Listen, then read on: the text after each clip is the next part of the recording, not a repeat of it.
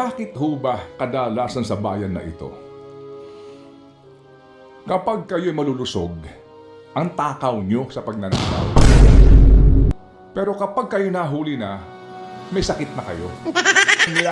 Ano ba ang kinabukasan nitong si Zaldico bilang miyembro ng 20th Congress? Yung pong blue notice na sinasabi, okay, so para malaman ng Interpol nasan ba itong taong ito, but basically po, napakadali po ang pwedeng gawin dyan. Cancelahin mo, passport, tapos. Oo. Diba? So ano na siya, undocumented, right? At maaari nang Pipilitan siya i-deport. umuwi. Kung gugustuhin nyo, ngayon din, iutos mo na sa DFA, cancelahin nyo passport. Baka may usapin legal, i-file nyo na sa hukuman, ano pa hinihintay nyo? Anyway, sige po, ito, simulan natin diskusyon na ito. Sa naging liham po sagot nitong si Zaldico kay Speaker Bogie D doon sa kanyang deadline, mga kapatid, ano po, deadline ng pag-uwi. Otherwise daw, baka kasi nga kinansala na yung kanya medical leave. At ito lang po for the record, Binawi mga yung kapatid. travel authority. Ito po. Sorry po, kapag po sinasabi ang isang tao ay may sakit, talaga naman dapat meron tayong compassion, baby girl. Of course. Alam niyo ho, kapwa-tao. Di ba? Sinuhul ba naman ang sabi nga may sakit na di ba may sakit na, alam niyo ho, parurusahan mo pa. Meron ngayon, itong isang commissioner na nandun ho, may sakit daw po, may cancer. Yung isa po na na-involved dito po sa sinasabing staff ng Senado, naunawaan natin, we feel the pain. Of course, bilang kapwa-tao. Yung compassion po dapat nasa sa atin di ba? Sa kapwa-tao. Pero mawalang galang lang po, ho. Alam po naman natin kapag may sakit ang ating kapamilya, kaibigan, nakikidalamhati po tayo. Pero bakit ho ba kadalasan sa bayan na ito? Kapag kayo'y malulusog, ang takaw nyo sa pagnanakaw. Pero kapag kayo nahuli na, may sakit na kayo. Nanghihina bigla. Parang ganun po dito di ba? Yun lang po naman. Nagiging mabenta ang neck brace. Ang lusog mo, di ba nakaw ka na nakaw. Ngayon, nahuli ka, ay lumabas na yung mga sakit mo. Oo, lahat ng Na sakit. dapat kaawaan ka na ngayon. I mean, sorry po, mawalang galang. Pero yun ang nangyayari in the past, di ba? Di ho ba? Hindi lang naman ngayon. Na ang magiging dahilan ngayon ay kasi may sakit ka na, hindi ka na pwedeng ikulong. Saan ka na? Sa ospital na namamahalin. Oo. Di ho ba? Mawalang galang lang po Again, hindi natin sinasabi na huwag kang magpagamot kasi karapatan mo yan. Pero bakit ba laging ganun sa atin? Okay, so ito po muna. Simulan po natin mga kapatid ang diskusyon sa sulat ni Zaldico. May bahagi po dito na sinasabi niya na pagpapabulaan doon sa mga paratang laban sa kanya. Ano sabi niya? The insinuation that, on my own, I had made insertions in the entries in the bicameral report and the 2025 General Appropriations Act. The insinuations are, of course, untrue since the bicameral report and 2025 GAA were approved by both houses of Congress at plenary sessions and following the collegial process. Nakita nyo na yung dahilan ng taong ito. Sa mga miyembro ng Kongreso ngayon, kaya nga lagi po sinasabi, maging sina Nery Colmenares itong grupo ng makabayan at ng mga mapanuri po sa budget, ba't ba kayo lagi nagmamadali? As a matter of fact, bakit ang presidente sinacertify as urgent pa yan? Diba? Ang effectivity niyan, Enero pa next year, ba't ba kayo nagmamadali? So, sa record po ng Kongreso, mga kapatid, itong pinaka-corrupt na budget daw, 2025 girl, sa lower house, on record ang tanging kumontra lang ay sino? Senator Coco Pimentel. Hindi, sa lower house sa ako. lower house. Sino pa, edi? Makabayan Block. Yung tatatlong makabayan. Oo, Makabayan members. On record. Pati nga si Akbayan, wala sa record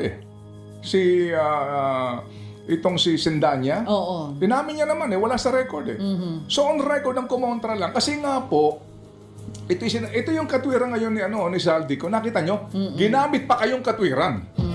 Dito po sa mataas na kapulungan, only Coco Pimentel on record na nag-oppose. Pati si Risa Ontiveros lumalabas, bumoto pabor sa budget.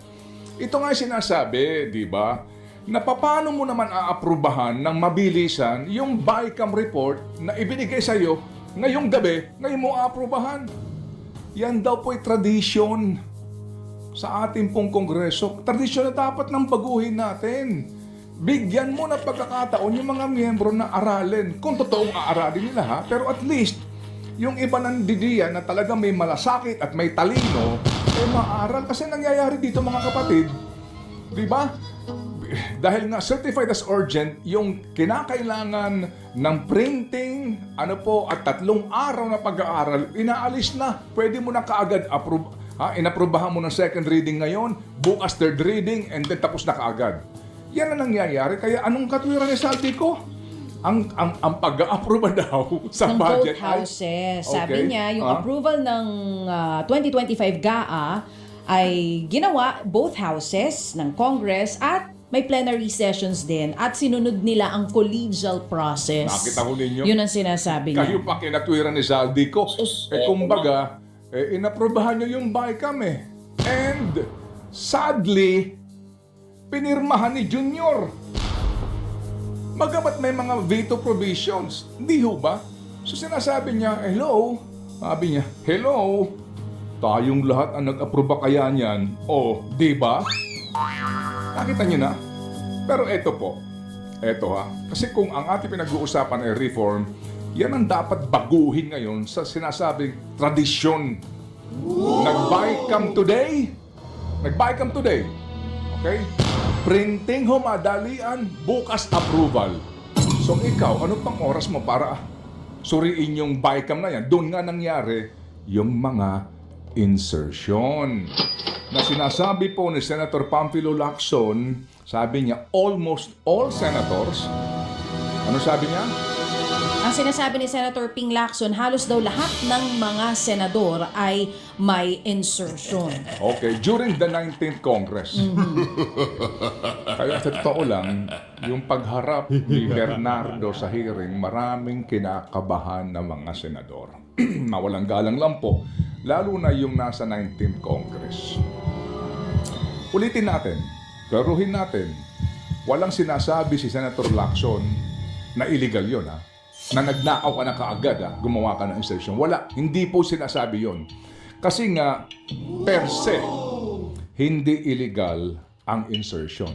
As a matter of fact, sinasabi ni Chis Escudero, naalala ko nung siya nagpunta sa ICI, ang tawag niya, legal naman yan kasi ang tawag dyan ay amendments. Budget amendments. Okay, fine. Sige po. So, walang illegal sa insertion. Pero ito ngayong katanungan. Okay.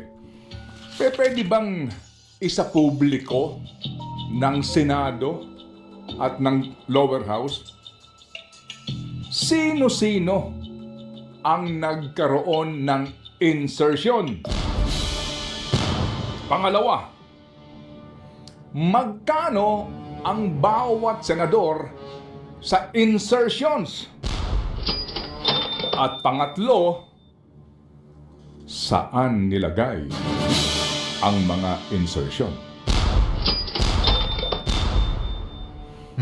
Ulitin natin.